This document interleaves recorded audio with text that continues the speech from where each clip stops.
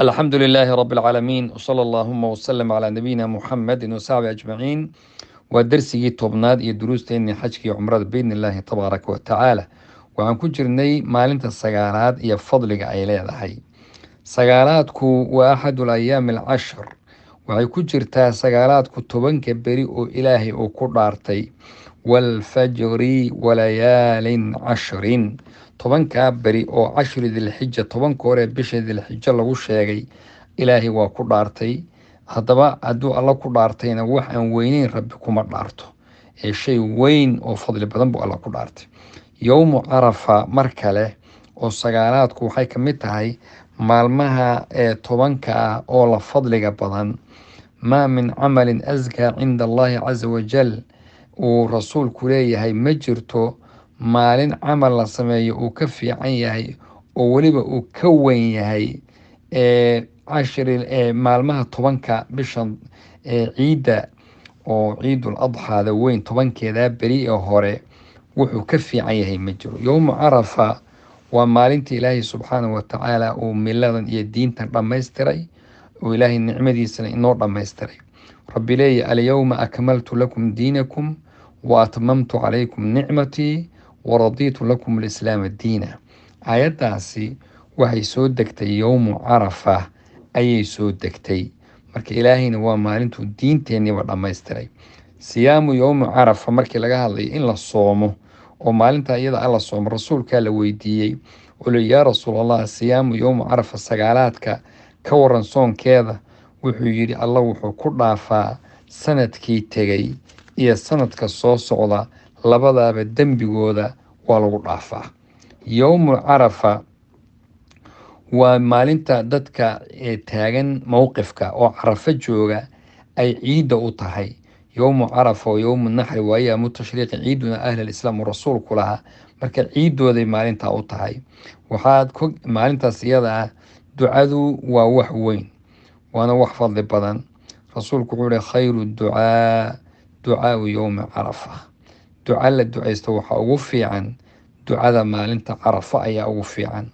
waa maalinta dadka laga xoreeya naarta wax badan oo ka mid ah. rasuulku wuxuu leeyahay maa min yowmin akharu min an yuctiqa allahu fiihi cabdan min annaar min yowmi carafa. ma jiro maalin ay ka badan tahay inuu allah ka xoreeyo addoomihiisa naar maalinta carafo. maalin ka badani ma jirto.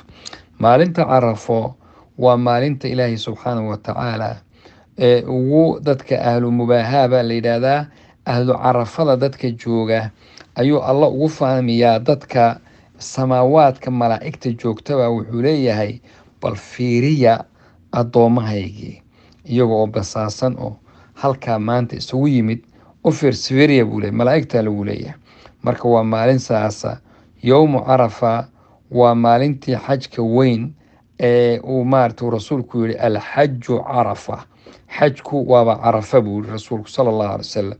yowmu carafa waa maalinta allah uu ku dhaartay subxaanahu watacaala, uu leeyahay wa shaahidin wa mashhuud.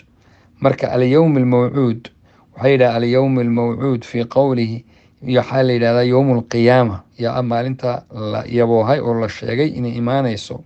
wa shaahidin walyowmu almashhuudna waa yowmu carafa, washaahiduna waa yowmu aljumca.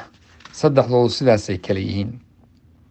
haddaba waxaa habboon qofka xaajiga ah inuu ilaaliyo asbaabta la rajaynayo biidni illaahi tabaaraka wa tacaala in ilaahay subxaanahu watacaala uu ku siiyo cidqi min annaar, naarta lagaga xoreeyo, makfiradiisana alla uu ku siiyo.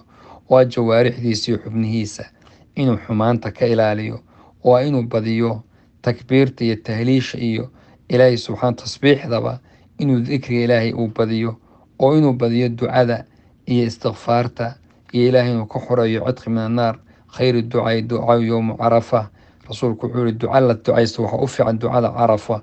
وخير ما قلت أنا والنبيون من قبلي لا إله إلا الله وحده لا شريك له له الملك وله الحمد وهو على كل شيء قدير.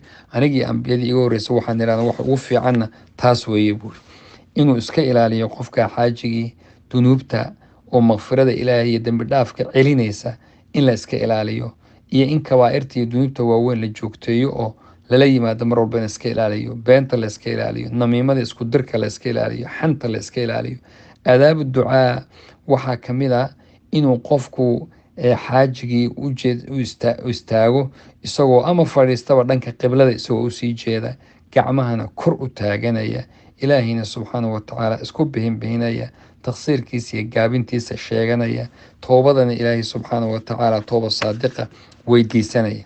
dadkii salafka ahaa qaarkood baa waxay odhan jireen, ilaahayow dadka mowqifkan taagan aniga dartay yaan loogu dembi dhaaf waayin, yacni yaan dembiga in loo dhaafo loogu diidin, oo waxay rabaan inay dhahaan aniga ayaa xun, marka maadaamaan xumahay ilaahayow ummaddan yaana sababtay dembi dhaafayna ku waayin ayay odhan jireen.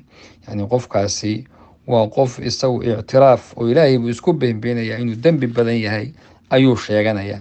shaykhulislaam ibnu taymiya raximahullah oo ka hadlaya amaakinta ducadaas la aqbalo waxaa ka mid ahayd, ducadu waa mustajaabo marka roobku da-ayo, marka uu qofku xilliyada dagaalkii iyo jihaadka lagu jiray waa xilliga ducada la aqbalo, aadaanka waa xilligiisa iyo iqaamada waa la aqbalaa, salaadaha gadaashooda waa la aqbalaa, xilliga suxuurta waa la aqbalaa, qofku markuu sooman yahay waa la aqbalaa, qofka musaafirka safarku jira waa la aqbalaa, qofka madluumka ee la dulmiyay ducada waa la aqbalaa, mashaacirta iyo carafe iyo marka la joogo musdelif iyo mina iyo multazamka meesha la yidhaahdo intaba waa la aqbalaa.